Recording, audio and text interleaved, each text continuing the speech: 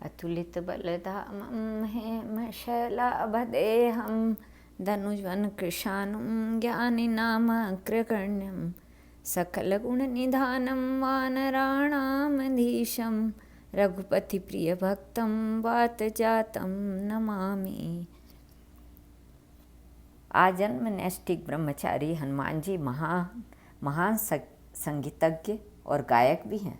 इनके मधुर गायन को सुनकर पशु पक्षी स्थावर और जंगम सभी मुग्ध हो जाते हैं। एक बार की बात है, एक अतिशय सुंदर स्वच्छ जलाशय के समीप महान संगीत सम्मेलन का आयोजन हुआ। देवता, ऋषि और दानव सभी संगीत प्रेमी वहाँ एकत्र थे। भगवान पार्वती, बल्लभ एवं देवर्षि नारद आदि गायन कर रहे थे और अन्य देव, ऋषि तथा दैत्य भी उन्हें योगदान दे रहे थे। उसी समय पवन कुमार हनुमान जी ने अत्यंत मधुर स्वर में गाना प्रारंभ किया। हनुमान जी ने संगीत क्या आरंभ किया, मानो अमृत वृष्टि होने लगी। फिर तो अन्य गायकों एवं वाद्यकों के मुख म्लान हो गए। वे हनुमान जी की स्वर लहरी पर मुग्ध होकर स्वयं चुप हो गए और अत्यंत शांतिपूर्वक उस मधुरिम स्वर लहरी में झूम उठे। उनके तन मन प्राण ही नहीं, रोम रोम हनुमान जी के सुधा सदृश गीत के श्रवण करने में तल्लीन हो गए। हनुमान जी का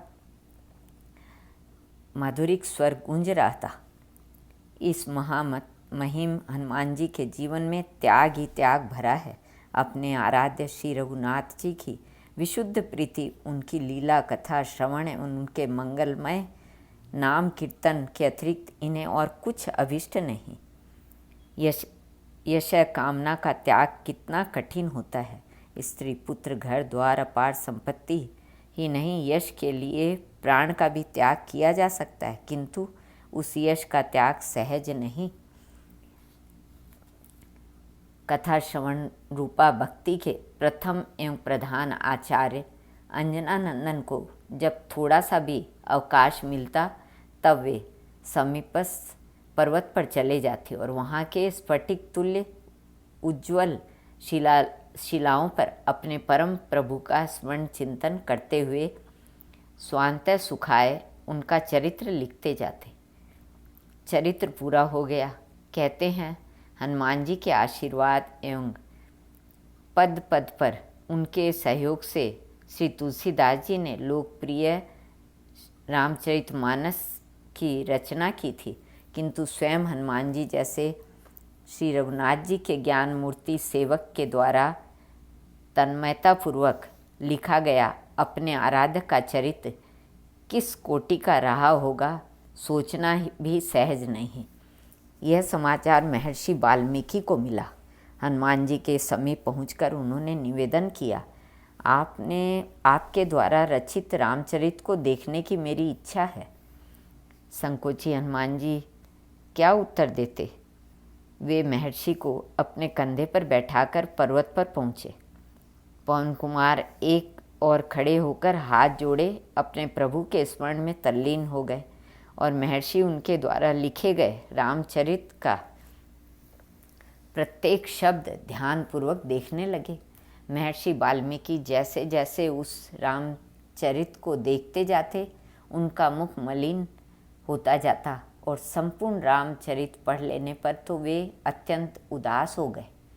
उन्होंने श्री राम भक्त हनुमान जी की ओर देखकर कहा, पवन पुत्र, भगवान श्री राम का श्रेष्ठतम पावन चरित्र है। यह अब इससे उच्च कोटि का श्री राम चरित्र त्रिकाल में भी संभव नहीं। मैं आपसे एक वर की याचना चाहता हूँ, आज्ञा करें। सेवक प्रस्तुत है।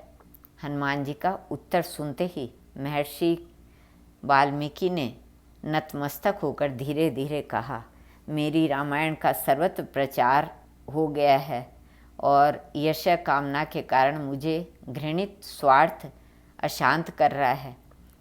आपके इस रामायण के सम्मुख मेरी रामायण व्यर्थ सिद्ध। इतनी ही बात के लिए चिंता उचित नहीं महर्षि।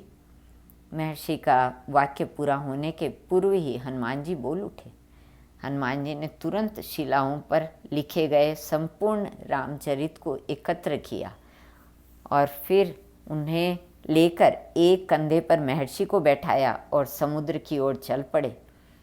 हनुमान जी ने अपने आराध्य के उस महत्तम लीला चरित्र को महर्षि के देखते ही देखते समुद्र में डुबाते हुए कहा, अब इसे कभी कोई नहीं पढ़ सकेगा।